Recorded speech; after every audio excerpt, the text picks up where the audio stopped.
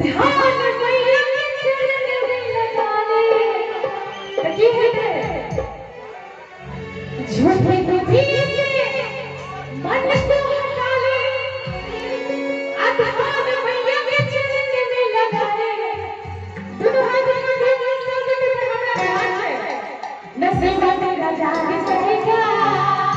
नसीब मेरा जाग जाएगा। नसीब मेरा जाग जाएगा। नसीब मेरा जाग जाएगा। दुनिया के मन को हटा ले। दुनिया के मन को हटा ले। मन मैया के चरण में लगा ले। तो क्या हो जाएगा? क्या हो जाएगा? नसीब मेरा जाग जाएगा। नसीब मेरा जाग जाएगा। नसीब मेरा जाग जाएगा। झूठी बुद्धि से मन को हटा ले। झूठी बुद्धि से मन को हटा ले। ध्यान मैया के चरण में लगा ले। नसीब मेरा जाग जाएगा। नसीब मेरा जाग जाएगा। नसीब मेरा जाग जाएगा।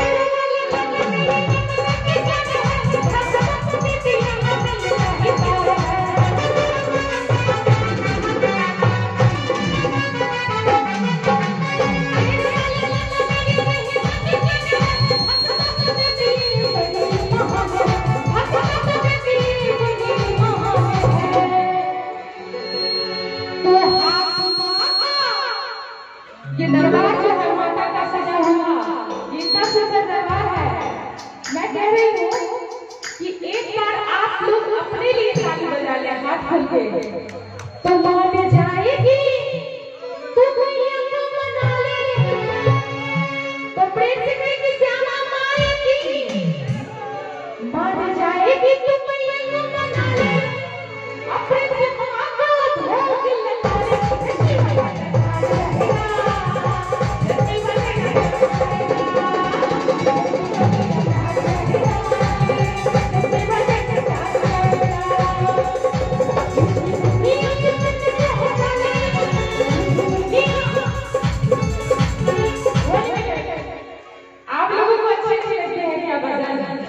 तो एक बार ताली होनी चाहिए ना, सब हाथ खोल के एक बार आशीर्वाद रूपी ताली होना चाहिए। हमारे पवन सर यहाँ पे है, हम बहुत बहुत आभारी हैं इनके जो ये पूजा समिति में हमको आने का मौका मिला। इनके थ्रू हम बहुत बहुत हार्दिक स्वागत करते हैं। तो एक बार कहिए सबसे माना जाए कि तुम बना ले, प्रेम से आगे भी